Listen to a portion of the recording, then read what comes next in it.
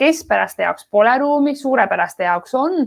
Aga kui mul ikkagi on nagu see, et mul nagu see konkurents on nii tihedaks läinud, et kas mul ikkagi see õnnestumise, kas minul kui alustajal selle tõttu see õnnestumise protsent ongi, kui sa ütled ka, mul see väärtuspakkumine pole veel nii suur, nagu kas see õnnestumine venib, et ma pean nüüd ootama või kuidas selle poolega?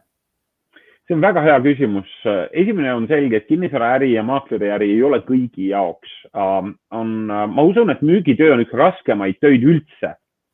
Ja seetõttu me ei näe siin tunglemist. Siia ei taha kõik tulla ja see ei ole kõigi jaoks. See on tegelikult nende jaoks, kes tahavad saavutada elus erakordseid tulemusi.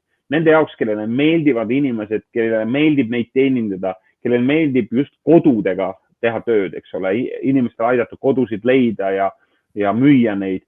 Ja see on teatud mõttes niisugune nagu sisemine kirg inimeses endas. Ausalt öeldes, selge on see, et kui sa ei ole seda proovinud, siis sa ei tea seda.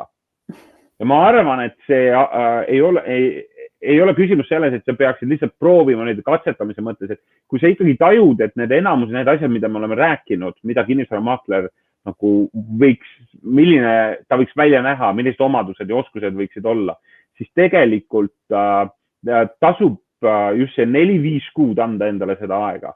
Ja kui sa võtad veel meie treeningu ja see 4-5 kuud, siis sa võid imestada, et sinus oli peidus palju rohkem, kui sa esialgu arvasid. Nii et